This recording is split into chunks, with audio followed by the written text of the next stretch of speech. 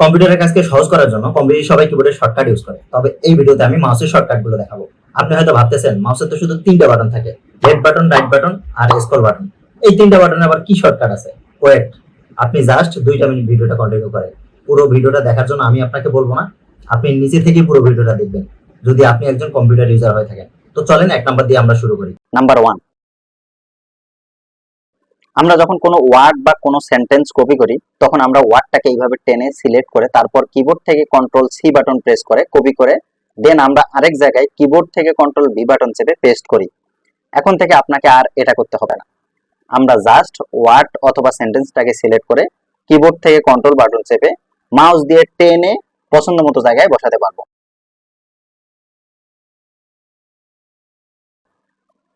Tips number 2, smooth scrolling.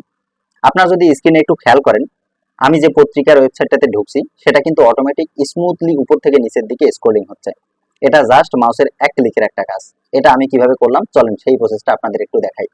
এটা আমার mouse আর এটা হচ্ছে আমার মাউসের হুইল বাটন। এই হুইল বাটনে যদি আমরা একটা ক্লিক করি তাহলে আমাদের মাউসের কার্সরটা চেঞ্জ হয়ে এরকম হয়ে যাবে। এখন আমি মাউসটাকে জাস্ট আস্তে করে টেনে নিচের দিকে নিয়ে আসবো, তাহলে আমাদের স্ক্রিনটাও আস্তে আস্তে করে স্মুথলি স্ক্রলিং হতে থাকবে। আমি যদি মাউসটাকে আরেকটু বেশি স্পিডে নিচের দিকে মুভ করি তাহলে স্ক্রিনটাও বেশি স্পিডে রান করতে থাকবে। এখন আমরা যদি সুবিধা মতো নর্মাল স্পিডে রেখে মাউসটাকে ছেড়ে দেই তাহলে নর্মাল স্পিডে স্ক্রিনটা রান করতেই থাকবে। সেম ভাবে আমরা যদি মাউসটাকে উপরের দিকে মুভ করি তাহলে এটা নিচ থেকে উপরের দিকে স্ক্রল হতে থাকবে। পত্রিকা পড়ার ক্ষেত্রে এই টিপসটা বেশ কাজে লাগতে পারে, আপনারা এটা ট্রাই করতে পারেন।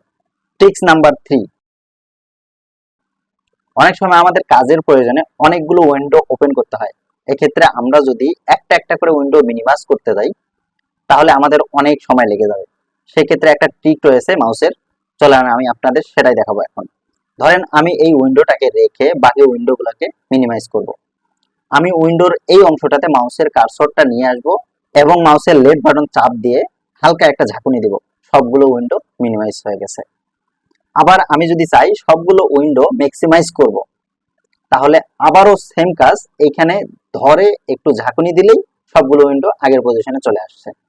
পার্সোনালি এই টিপসটা অনেকেরই কাজে লাগবে, এই টিপসটাও কিন্তু আমাদের অনেক টাইম সেভ করবে। টিপস নাম্বার 4, আমরা যদি কোনো পেজ অথবা কোনো কিছু জুম ইন এবং জুম আউট করতে চাই তাহলে কিবোর্ড থেকে কন্ট্রোল বাটন চেপে মাউসের স্ক্রল বাটনটি উপর নিচে ঘোরালে খুব সহজে আমরা জুম ইন এবং জুম আউট করতে পারবো। এটা আমরা যে কোনো জায়গায় করতে পারবো। টিপস নাম্বার 5, আমরা যখন মাউস দিয়ে কোনো কিছু সিলেক্ট করি তখন মাউসের লেফট বাটন চেপে কার্সরটাকে টেনে ধরে এইভাবে সিলেক্ট করি। কখনো কখনো সিলেক্ট করতে কম বেশি হয়ে যায় বা সামনে পিছনে হয়ে যায়, আমরা এই কাজটা আরো সহজভাবে করতে পারি। আমরা যদি কোনো ওয়ার্ড সিলেক্ট করতে চাই তাহলে আমরা জাস্ট ওই ওয়ার্ডের উপর পরপর 2টা ক্লিক করব, সিলেক্ট হয়ে যাবে। আমি যদি এখন পুরো প্যারাটা সিলেক্ট করতে চাই তাহলে মাউসের কার্সরটা প্যারার উপরে রেখে পরপর 3বার লেফট বাটন ক্লিক করব, পুরো প্যারা সিলেক্ট হয়ে যাবে। আবার আমরা যদি সবগুলো পেজ একসাথে সিলেক্ট করতে চাই তাহলে পেজের লেফট সাইডে ফাঁকা জায়গায় 3বার ক্লিক করে দিব, সবগুলো পেজ একসাথে সিলেক্ট হয়ে যাবে। সো এই টিপসটা যদি আমরা ফলো করি তাহলে আমাদের টাইম কিন্তু অনেক বেশি সেভ হবে। এবার আসি 6 নাম্বার টিপসে। আমরা যদি গুগলে কোনো কিছু সার্চ করি তাহলে অনেকগুলো ওয়েবসাইট আমাদের সামনে চলে আসে, তখন আমরা মাউস দিয়ে রাইট বাটন ক্লিক করে open link in a new tab এখানে ক্লিক করে দেই, দেন একটা করে ট্যাব আমাদের ওপেন হয়। এই কাজটা আমরা আরো সহজভাবে করতে পারি, চলেন আপনাদের সেই প্রসেসটা দেখাই। আমি এই ট্যাবগুলোকে একটা একটা করে ক্লোজ করে দিচ্ছি। ধরেন এই ওয়েবসাইটটার উপর মাউস নিয়ে আসলাম, এখন আমার মাউসের যে হুইলটা আছে এই হুইলটার উপরে জাস্ট একটা ক্লিক করে দিলাম। হুইল সাধারণত আমরা ঘোরানোর কাজে ব্যবহার করে থাকি, কিন্তু হুইলের উপরে যে ক্লিক করা যায় এটা কিন্তু অনেকেই জানে না। ওয়েবসাইটের উপরে আনার পর আমি জাস্ট হুইলের উপরে একটা ক্লিক করব, প্রতিটা ওয়েবসাইট এইভাবে নিউ উইন্ডোতে ওপেন হয়ে যাবে। এই ফিচারটা কিন্তু বেশ কাজের একটা ফিচার, আপনারা চাইলেই এটা ফলো করতে পারেন, এতে কিন্তু আপনাদের অনেক সময় বেঁচে যাবে। সো গাইস, এই ছিল আমার মাউস নিয়ে আজকের ভিডিওটা যদি আপনার ভালো লেগে থাকে অবশ্যই একটা লাইক করে যাবেন এবং চ্যানেলটা সাবস্ক্রাইব করে দিবেন। দেখা হচ্ছে পরবর্তীতে নেক্সট কোনো ভিডিও নিয়ে। আল্লাহ হাফেজ।